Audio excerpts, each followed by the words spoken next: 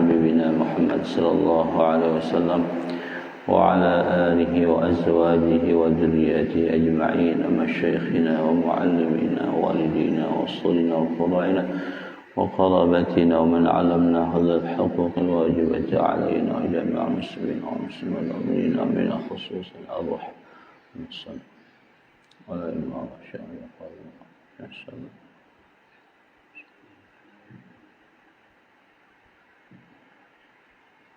وإلى هذا القرية وأن تقضي حوائجنا وأن تهبنا يا وهاب ذرية طيبة وأن تلحقنا ذرياتنا بأوليائك المتقين ببارك الصالحين وأن ترزقنا وإياهم رزقا حلالا طيبا مباركا وأن تفقهنا وإياهم في الدين وأن تدخلنا وإياهم الجنة بغير حساب على هذه النيات وعلى كل نية صالحة وعلى كل منابه سلفنا الصالح شيء لله لهم الكرام. الفاتحة. أعوذ بالله من الشيطان الرجيم. بسم الله الرحمن الرحيم. الحمد لله رب العالمين الرحمن الرحيم مالك يوم الدين إياك نعبد وإياك نستعين اهدنا الصراط المستقيم صراط الذين أنعمت عليهم غير المغضوب عليهم ولا الضالين آمين. Assalamualaikum warahmatullahi wabarakatuh. Alhamdulillah wassalatu wassalamu ala rasulillah nabiyyina wa habibina wa syafi'ina Muhammad ibn Abdullah wa ala alihi wa sahbihi wa mawala amma ba'd. Rabbi a'udhu bika min hamazati syayatin wa a'udhu bika rabbi an yahdurun. Rabbi shrah li sadri wa yassir li amri wa hlul 'uqdatam min lisani yafqahu qawli. Rabbana zidna 'ilma warzuqna fahma. Allahumma anfa'na bima 'allamtana wa 'allimna ma yanfa'una wa zidna 'ilma. Bapak-bapak, ibu-ibu, hadirin jamaah salat zuhur yang dimuliakan Allah Subhanahu wa taala. Kita lanjutkan kajian fikih pada hari ini tentang syarat yang keempat dari salat adalah sebelum salat adalah suci dari najis baik pakaian, badan dan tempat.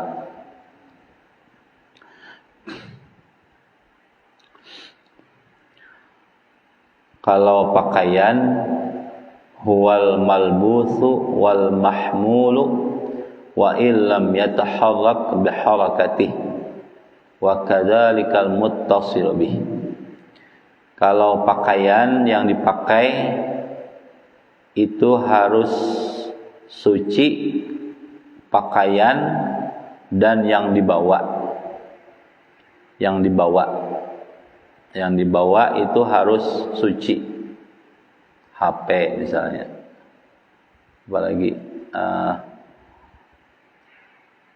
kunci.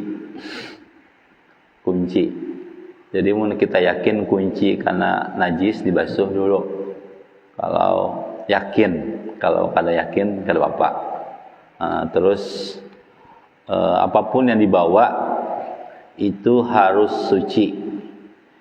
Dan wa illam, dan sekalipun tidak bergerak dengan gerakannya, seperti mukena panjang di bawah tapi ada kena najis di bawah mukena bagian bawah, walaupun kada turun naik tak angkat karena itu bersambung dengan badan, maka mukena yang terkena najis itu di bawah itu tetap dianggap najis. Tapi kalau duit kada perlu dibasuh duit, karena duit itu beredar di tangan ke tangan, dimaafkan, kecuali di duit itu ada darahnya, maka wajib dibasuh. Tapi jangan disikat behimat ke orabit. Nah itu, jadi termasuk sorban. Kalau sorban panjang kena najis bagian bawah tetap itu dianggap bersambung. Sama tongkat khutbah. Tongkat khutbah kena kotoran cacat dipakai ketika khutbah itu ngontak. Walaupun di bawah kotoran najisnya di bawah, tapi karena dipegang, nah ini juga bisa dianggap kena najis. Kemudian badan, semua zahir badan itu harus suci, termasuk lubang hidung, lubang dan mulut. Jadi muntung sampai batas huruf H ke bawah, H ke atas itu harus bebas dari najis. Jadi kalau muntung berdarah, gusi berdarah, nah berarti ada najis. Ada najis karena di dalam muntung.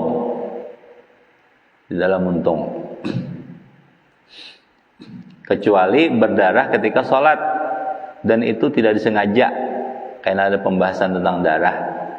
Nah, jadi dalam mulut harus bersih, di dalam lubang hidung harus bersih.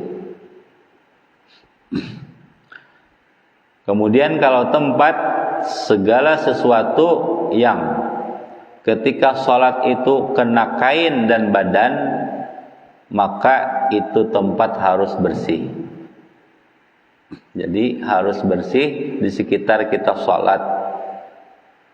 Maka kalau di bawah sajadah ada najis, tidak apa-apa, karena di bawah sajadah. Atau ketika sholat fardu kifayah, kita di luar, hibak orangnya sholat, maka kita boleh sholat di atas sandal, asal yakin atas sandal kita itu tidak najis.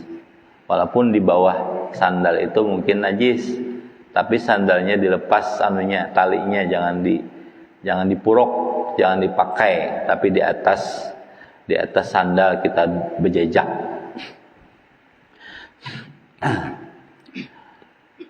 Lau shalla wa fi thawbihi aw badanihi najasatun. Jikalau dia telah salat dan di kainnya atau di badannya ada najis yang itu tidak tahu sebelumnya, atau tahu tapi kada ingat. Misalnya jam 9 bakami buang air kecil, sekalinya tahwai pada celana dalam ini kena percikan kami, sekalinya pas zuhur kada ingat, lalu dibawa salat, pakaian celana dalam tadi dibawa salat, lalu setelah salat hanya ingat, maka wajabat alaihil i'adah, maka wajib baginya mengulang salat yang dia yakin salat itu membawa najis. Nah itu, jadi misalnya berjuhur nih sudah tuntung, sekali ingat bahwa celana dalam kena najis, nah maka diulang lagi salat zuhurnya, diulang. Atau ingatnya pas maghrib, kalau ingatnya pas maghrib berarti zuhur di qadha, asar di qadha, karena ingatnya waktu maghrib.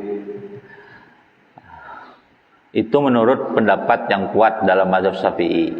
Walaupun mazhab lain itu ada mengatakan tidak diulang lagi. Tapi kalau pendapat yang kuat dalam mazhab Syafi'i itu diulang.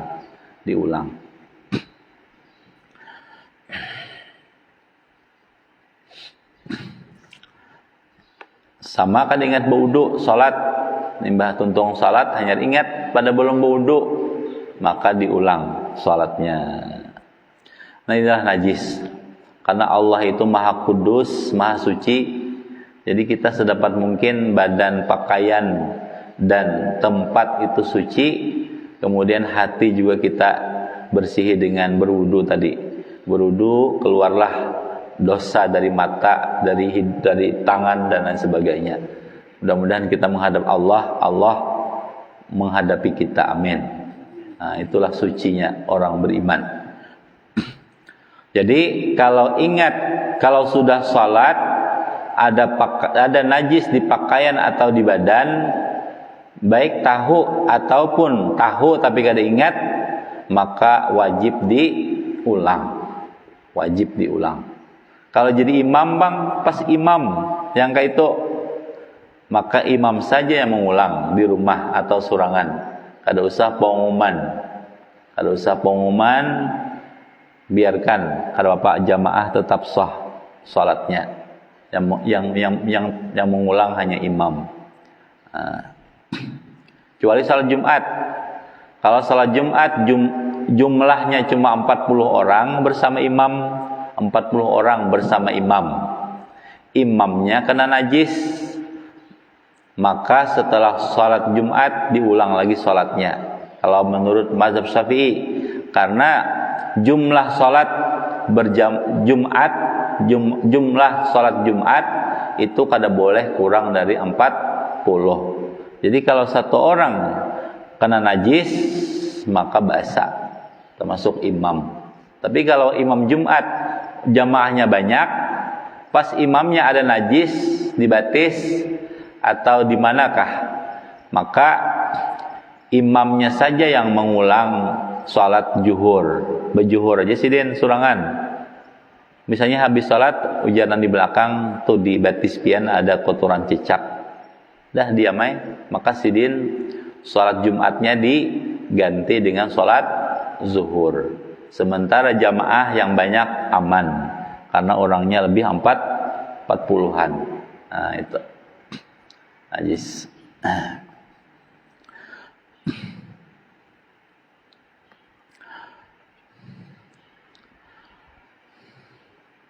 Terus kemudian la tasihhu salatu man qabada biyadihi tarfa hablin muttasilin binajas. Tidak sah salat orang yang memegang di tangannya ujung tali yang bersambung dengan najis. Nah, ujung tali. Makanya sebagian nang apik tuh nih, ini termasuk kabel nih kan dipegang oleh imam. Ujungnya nih, nah ujungnya itu nih, ujungnya sampai itu munnya harus juga bebas dari najis. Nah, sama tongkat imam, tongkat khutbah, mun di ujungnya ada najis, menguntak.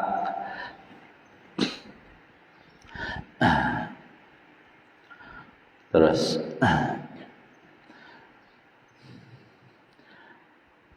kemudian yahrumut tadammuh bin najasah, tidak boleh mencelumuri badan kain dengan najis tanpa hajat. Jadi haram hukumnya. Kalau ada lomba 17 Agustus mencelumuri badan lawan tahi ayam.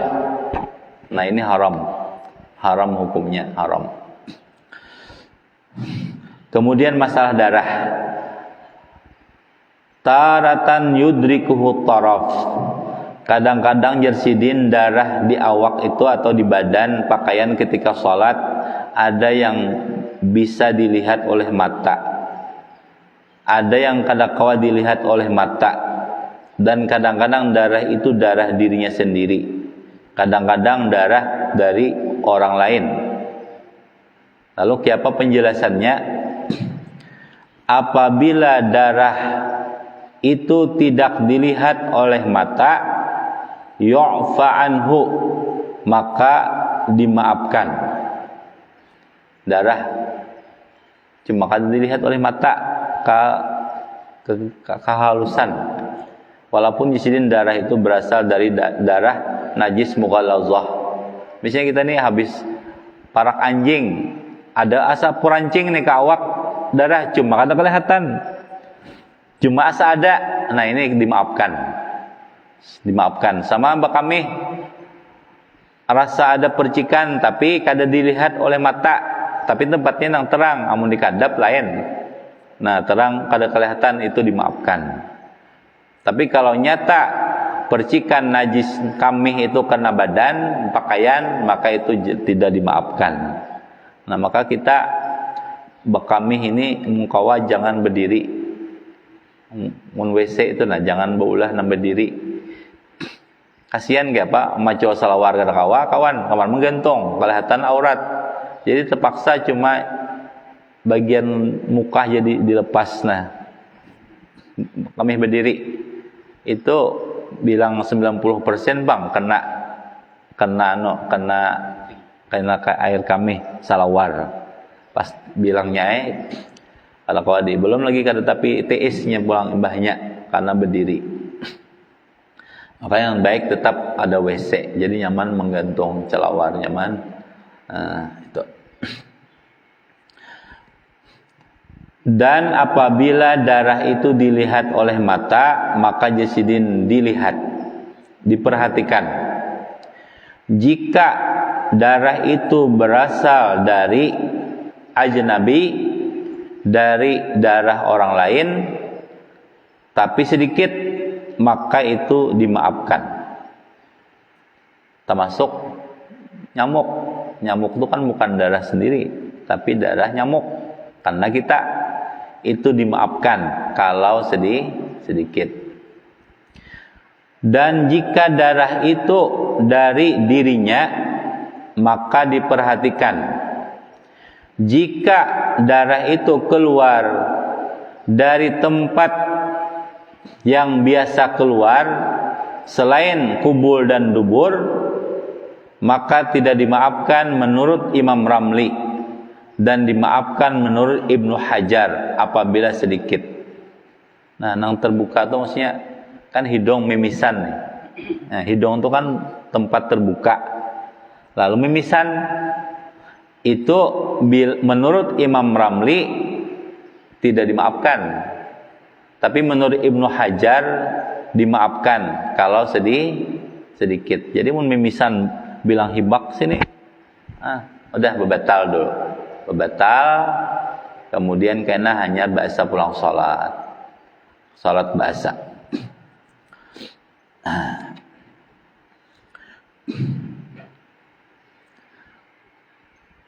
Termasuk kita luka.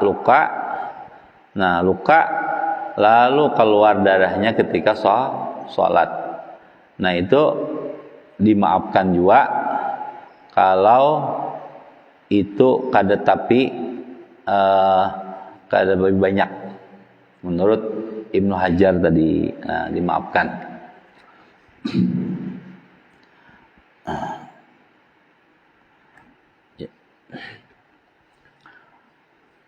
Terakhir, jika darah itu bukan dari yang terbuka, lubang yang terbuka, maka dilihat. Jika sedikit dan tidak bercampur dengan darah yang lain, maka dimaafkan. Jika banyak, dimaafkan dengan 3 syarat.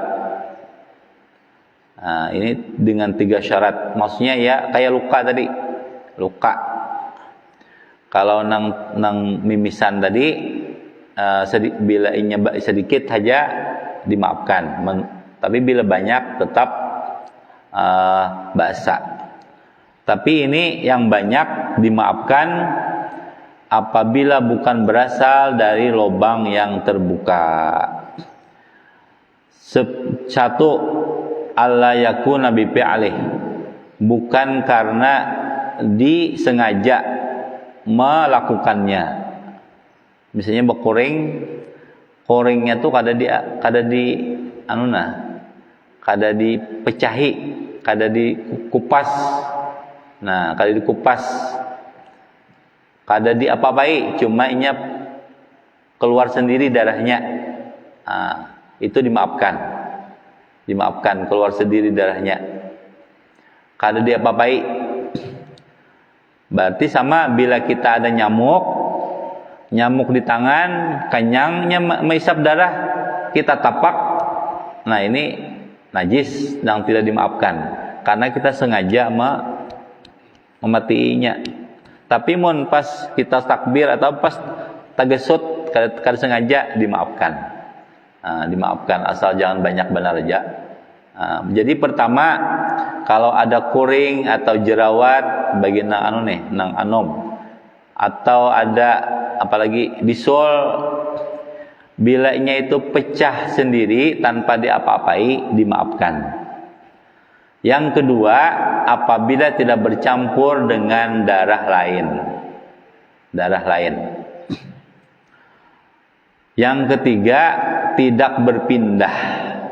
Tidak berpindah maksudnya kalau luka di lutut, lalu ketika sholat pas lukanya itu di sekitar lutut, itu kada apa. Tapi mun berpindah darahnya ke dahi, ke pipi, berarti kan berpindah nih, aneh nih, berpindah lukanya di lutut, ternyata darahnya ada kena pipi.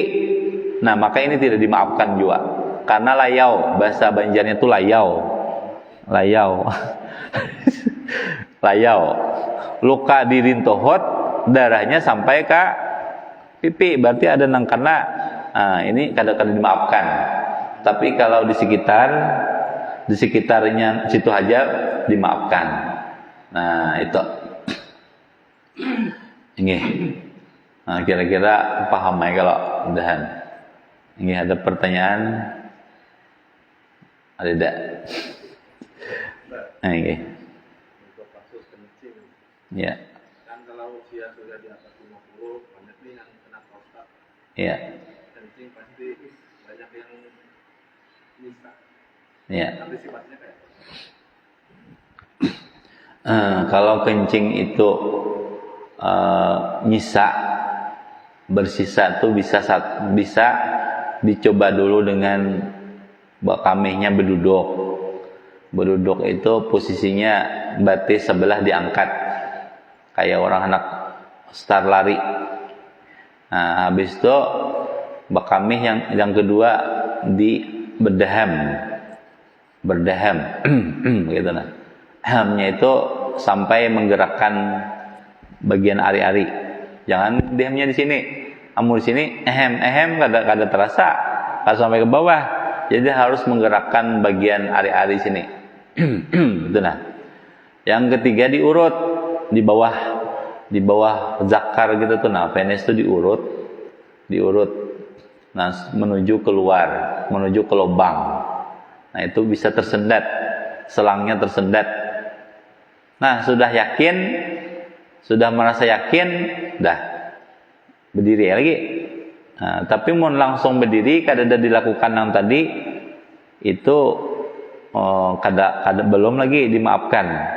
Nah, kecuali karena pas sudah kayak itu tetap kada tiis bakamih. Nah, kada tiis bakamih nih. Nah, maka pertama baudunya setelah bersihkan dulu nih. Zakar bersihkan hanya dibungkus lawan perban pokoknya dibersihi atau pakai apa pampas keganalan kah. Nah, terserah, pokoknya dibalut. Habis itu langsung baudu, marah keluar tetap menetes kenapa? Langsung baudu, langsung sholat, boleh menyunat boleh kenapa? Cuma menunggu jamaah juga boleh kenapa? Menunggu orang berjamaah nih, kan belum kamat lagi, marahnya menetes kenapa? Nah, cuma baudunya tadi dan membersihkannya najis tadi, imbah itu baru diperban, dibalut, baudu itu apabila sudah azan. Kada boleh sebelum azan. Nah, setelah waktu sampai, hanya tadi dibersihi dan dibalut, kemudian langsung baudu dan sholat. Nah, itu kalau memang kada teis lagi, kada teis. Nggih.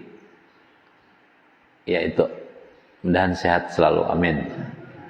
Kira-kira itu, mohon maaf segala khilaf. Wallahu a'lam bishawab.